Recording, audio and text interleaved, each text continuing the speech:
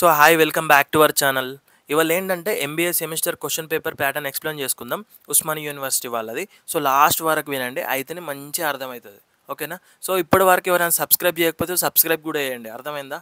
Subscribe చేస్తేనే మన videos updates మీకు వస్తాయి. ఓకేనా?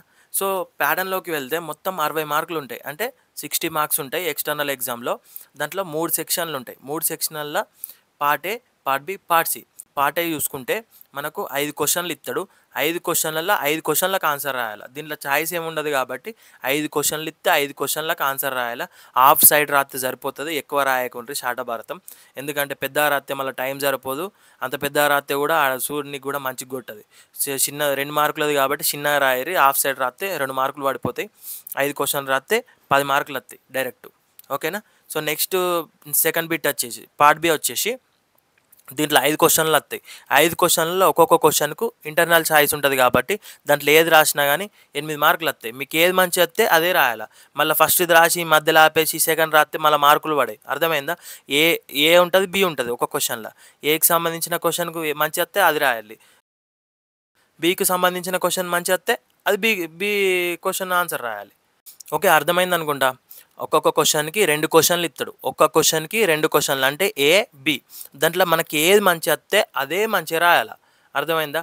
మళ్ళీ అది రాసి ఇది రాస్తా అంటే నడవది. ఏది మంచి వస్తే అదే స్టార్ట్ చేయాలా, అదే మంచిగా ఎండ్ చేయాలా.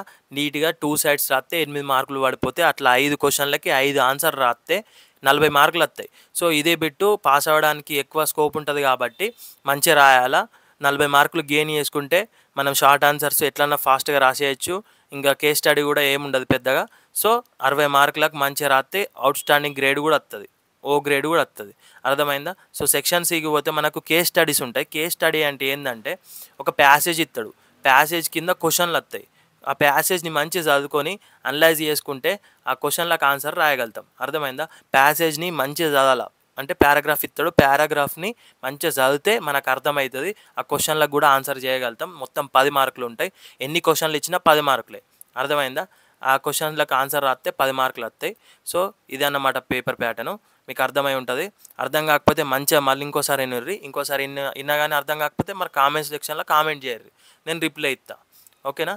అర్థమైందా? సో 60 మార్కులేమో బయట పోయి రాస్తాం. అంటే సెంటర్లో, బయట అంటే సెంటర్ ఉంటుంది మనకు, ఎగ్జామినేషన్ సెంటరు. అడపోయి రాస్తే పేపర్ రాస్తే మనకి 60 మార్కుల పేపర్ రాస్తే 60 మార్కులకి ఎన్ని వస్తాయో అన్నీ, మళ్ళీ కాలేజీలో ఇంటర్నల్స్ రాస్తాం, దానికి ఎన్ని వస్తాయో అన్నీ కలిపి మనకు క్యాలిక్యులేట్ చేస్తారు. అవి రిజల్ట్ లాగా వస్తాయి.